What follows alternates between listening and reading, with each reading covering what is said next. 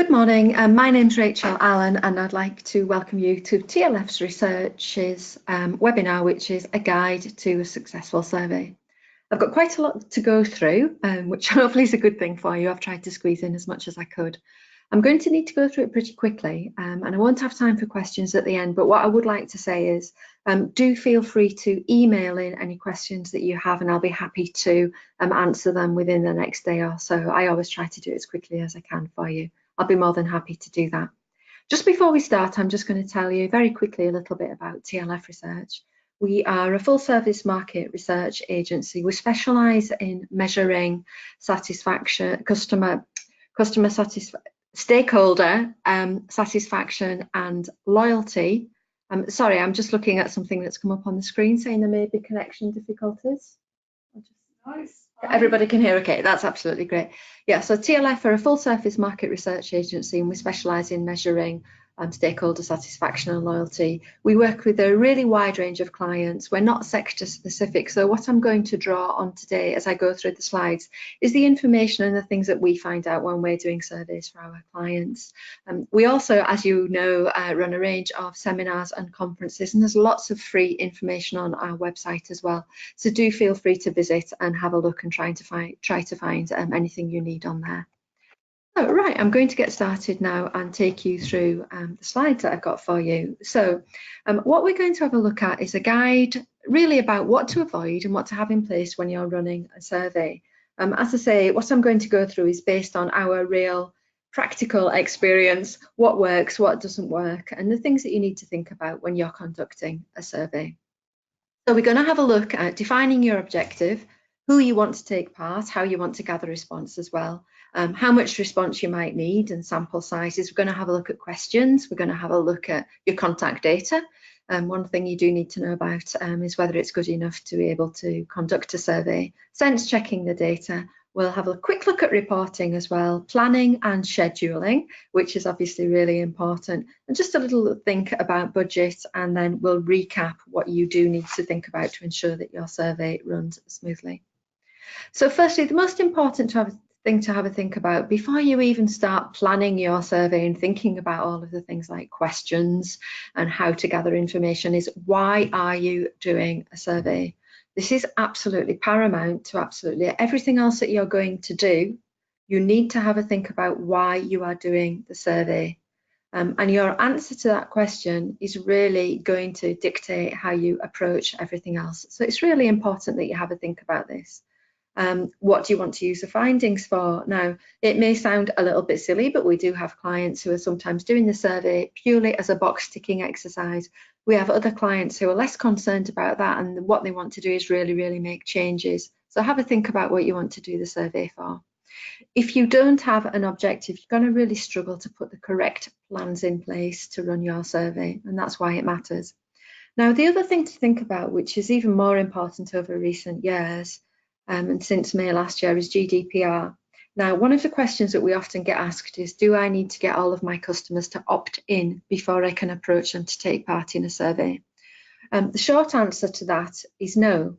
And the reason is that customer surveys fall under the banner of what is called legitimate interest.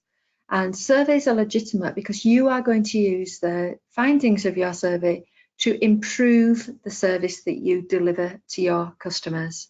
So legitimately, a customer survey can fall under the banner of what is called legitimate interest. But there are a couple of things to think about under that. And what that means is that your survey really just have to be legitimate. You can't just use a survey to gather lots of information that you're interested in finding out. You do need to have a legitimate interest to conduct the survey, and as I say, satisfaction is it. The other thing that you'll need to think about as well is, and I can't go into lots and lots of detail on GDPR in this survey for two reasons. There's a lot to go through, but also it will depend on your own privacy statements as well, and what you have told your customers that you're going to do with the information that you have that's theirs. What we found with most of our surveys, their privacy statement means that customers do not need to be approached for surveys because they fall under the banner of legitimate interest. But it is worth double checking your privacy policy just to make sure that you fall under that banner as well. I've only had one client now who hasn't been able to do it for those reasons. So it's definitely something to think about. It may well affect what you do. Now, the next thing to think about is, who do you want to take part in your survey? Do you want response from all of your customers, or are you only interested in a specific segment of customers? It may well be you're only interested in getting a response, say, from customers who buy a particular product, maybe even a particular age group, or customers who live in a particular location or region. Have a think about, do you want to gather response from all of your customers or just a specific segment? And go back to your objective to help you answer this question. Now, if you don't gather feedback from the right people, obviously the results are going to be misleading. So if you do want to gather feedback from all of your customers, but actually you don't approach them all, you only approach those people who are easiest to get hold of, or those people who you have telephone numbers for, or even website, email addresses for, you are only going to be getting feedback back from a specific segment of customers. And if your objective is to get response from everybody, obviously that's not the way to do it. You need to think about how you're going to be able to reach everybody. So have a think about who you want to take part. Is it everybody, or is it just a specific segment? And have a think about the information that you have for getting hold of these people, because what you might find is that you inadvertently only approach a specific segment of customers just because of the data that you have. So have a little think about that. Really, really important that you have a think about who you want to take part, because they are the people that you're going to get your answers from, remember. Now, I've put here the way you conduct the survey may be influenced by the type of customers you want to take part as well. And that's true. So for instance, it may be that you want to contact all of your customers, but actually, and you want to do a web survey, but it might be that you don't have email addresses for all of your customers, in which case that would rule that out as an option. So have a think about also how you want to gather response. So you're thinking of telephone, online, postal, face-to-face. Now, all of these methods have pros and cons that you need to be aware of, and you'll find some information about this on our website. But one of the first things that comes to mind is, if you're doing, for instance, telephone interviews, do you have the capability to do that? Can your employees do that? Bear in mind that even employees who work in a call or contact centre, people who are used to being on the phone, it's a very different skill to conduct a telephone interview. There's more to it than just dealing with people and being able to talk to them fluently.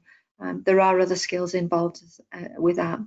If you're going to do a web survey, do you have the ability to design the questionnaire and put it together?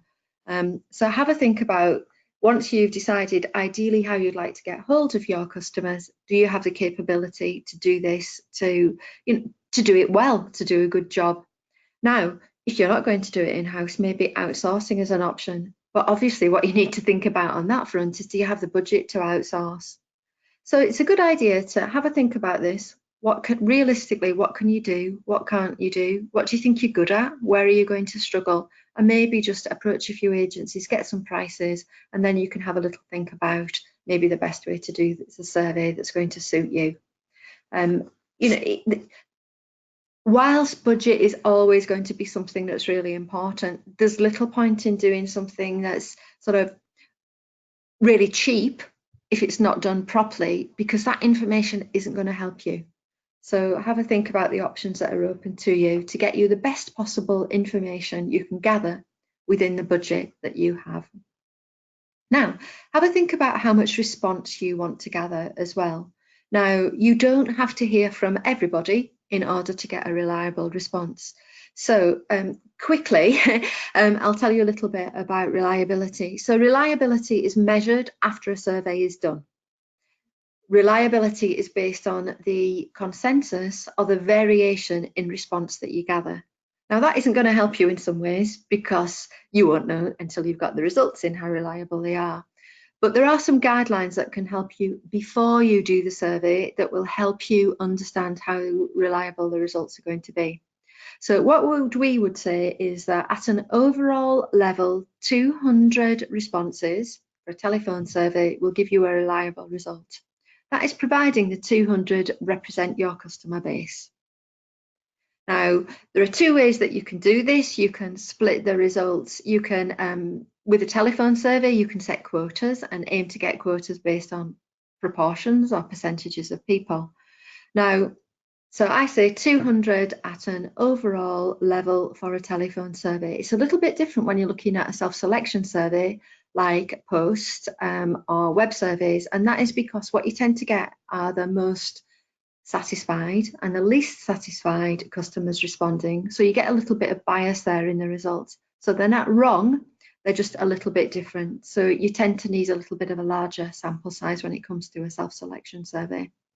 But have a think about how much response you want, and do you actually need the results to be statistically reliable?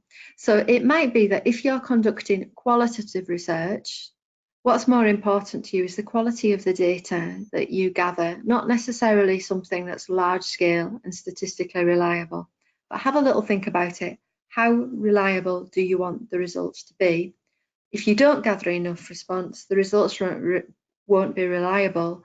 But equally, the volume of response you need to get a reliable result might actually be a little bit smaller than you're thinking of. It's not about 50% of your customer base or anything like that. It's about the absolute size of the sample. Now, what sort of sample size is reliable? So I jumped a little bit ahead on this one, but as I said, at an overall level by telephone, 200 results will give you a result. And if you're looking at segments, ideally you're looking at sort of 50 per segment. Those are the sort of sample sizes that you're looking at. But what you do need to do is make sure within that 50, it's not just one customer type that you've interviewed. Otherwise, obviously, you will get a bias in that result. And that goes back to your customer data, really. You want to approach a wide range of customer types, not just one type of customer. I mentioned on the previous slide, you might have noticed a line about warm-up. Warm-up is really important. We've written about this and there is information on our website. But if you can warm people up and let them know that you're going to conduct a survey, tell them the benefits of taking part, you will increase your response rate. So it's very definitely worth doing warm-up and letting your customers know that a survey is going to take place. So moving on to questions and what sort of questions you want to ask, you need to have a think about this and honestly answer it. Do you have the know-how to design a questionnaire properly? Do you know the techniques that are involved? Do you know what rating scales you're going to use? These are things to think about when you're putting together your survey, whether it's in-house or outsourcing it. That questionnaire design is very definitely a skill, and the response that you're going to get back will be wholly determined by your questionnaire. So it's really important that you get it right. You also need to have a think about going back to this GDPR stuff. What can you ask? What can't you ask? What do you need to ask? Really, really important. So you definitely need to have a think about that. And we have conducted a webinar specifically around questionnaire design. So that's maybe something for you to have a think about. But when you're planning your survey, have a think about questionnaire design. It's really important. Also have a think about, have you done surveys before? Do you want to keep the same questions? What worked? What didn't work? Is there anything that you need to compare to a survey that you've done in the past? Is there anything that you need to ask for reports that you need to present? It may be that you're in a specific sector and you need to report information to bodies, a specific body or organisation. So have a little think about that. What rating scales are you going to use?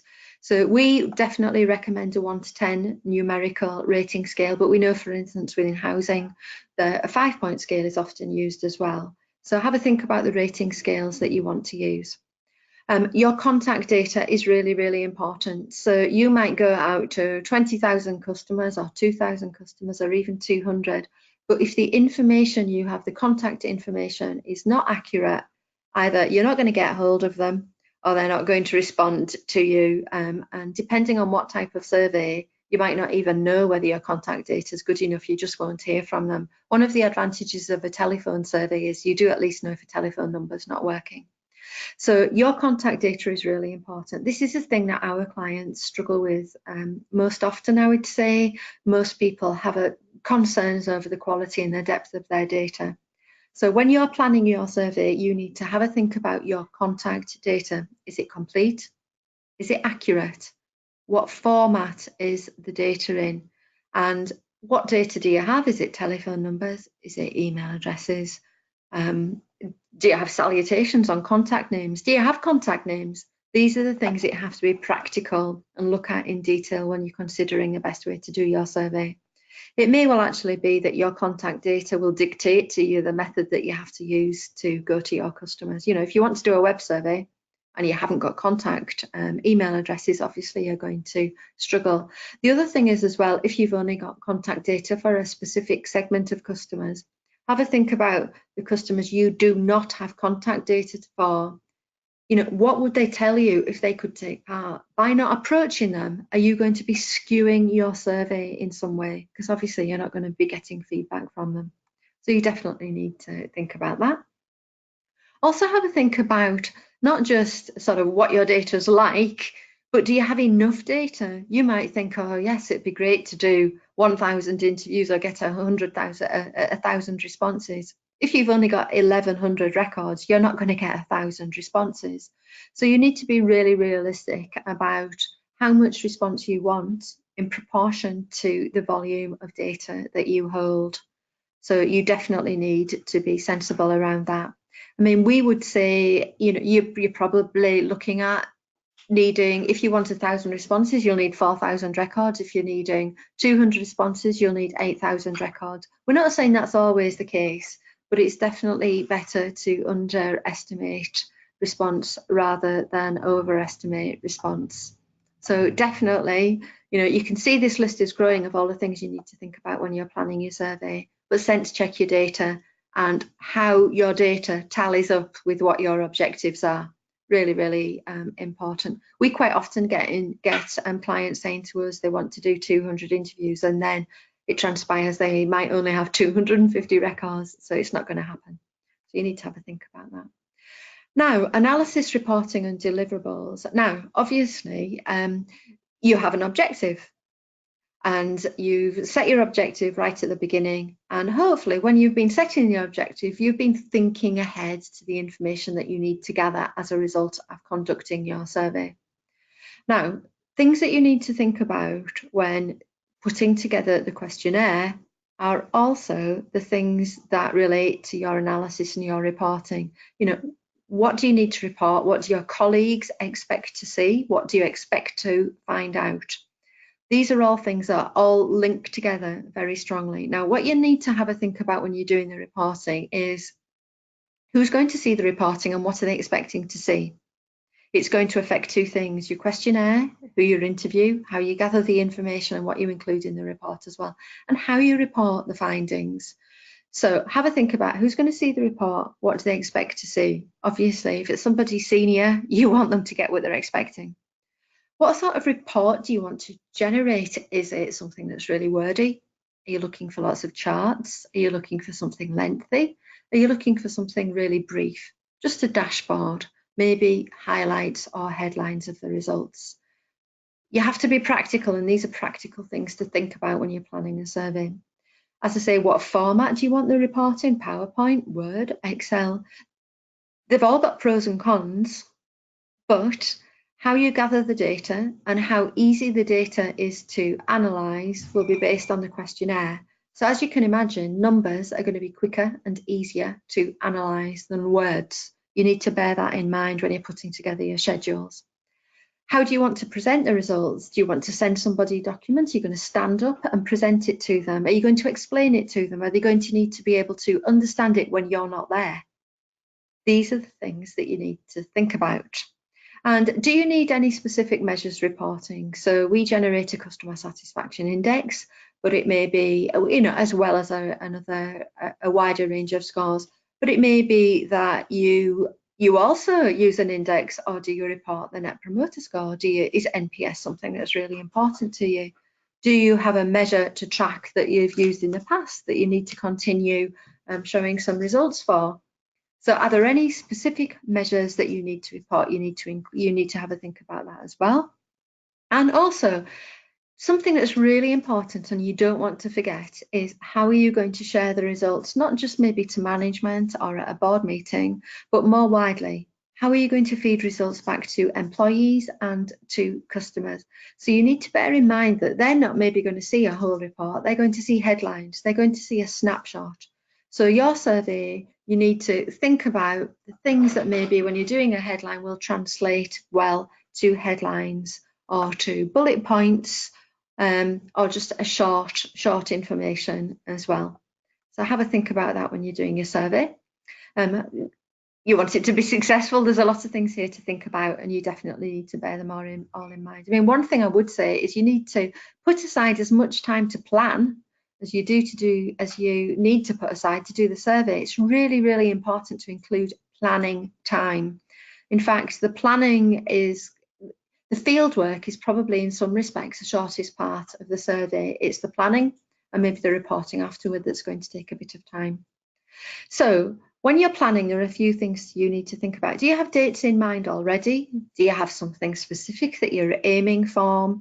And are the timescales realistic? Have a think about what else might be happening at the time that you're thinking of doing your survey. So, if there's a major sporting event when you want to do your fieldwork, it might be quite hard to get hold of people. If it's the school holidays, it might be hard to get hold of people. If you're planning on reporting your results in August, it may be hard to get people to attend a meeting where you plan to share the results. These are all practicalities that can make a real difference to how smoothly your surveys run. You need to give yourself the best possible chance of getting things right and getting things right first time by thinking about all of these things, because if you get it wrong, it's really hard to go back and do it again. You're not going to be able to go back to your customers again, and you don't want to do things twice either. You don't want to be doing a report twice or planning twice. So when you're planning, bear in mind what else might be happening at the time that might affect response, but also include in your schedule time for warming up your customers and warming up your colleagues as well, securing their buy-in. It may well be you have to get the buy-in of colleagues because they're going to help you.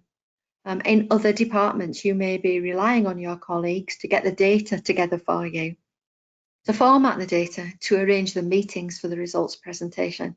So you need to include all of these in the schedule that you're putting together. It's definitely worth sitting down and taking time over this. As those cliches that we're all aware of say, it's all in the planning, whether it's 4 Ps, 5 Ps, 6 Ps, it definitely makes a difference.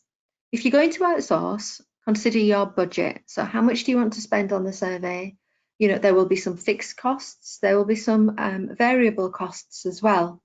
And they may usually they're based on time, but they may be based on the volume of response that you're going to get to your survey. So have a think about a budget before you maybe approach an agency to ask them, or have a word with them. Say to them, how much do you think it's going to cost us for me to get what I need or to get what I want? A good agency will help you. They'll have a chat with you before they do any proposal for you. They will have ideas for you. They'll be able to help you. They'll give you suggestions. And if you say, blimey, that's a lot more than expensive than I anticipated it would be, they'll also be able to talk to you about ways in which you can cut your costs down. So don't be afraid to approach agencies and have a chat with them about ways in which they might be able to help you. It might be that they can do some of the work and you can do the rest of the work yourself. But have a think about it. It's always an option there, and you may find it's a more cost-effective option than you think. So have a think about your budget. The other thing is as well, even internally, when you're doing all the work internally, there's still a cost to it. If it's an additional job for somebody or it's taking them away from something else that they're doing, it's still going to take up quite a lot of time. So have a think about, actually, even if you're doing something internally, realistically, how much is it costing you because of the time that you're going to have to spend on doing this?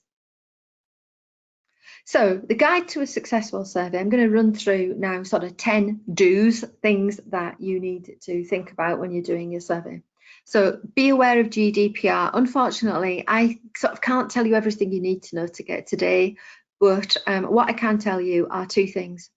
Research falls under the heading of legitimate interest, but you will need to check your privacy notice.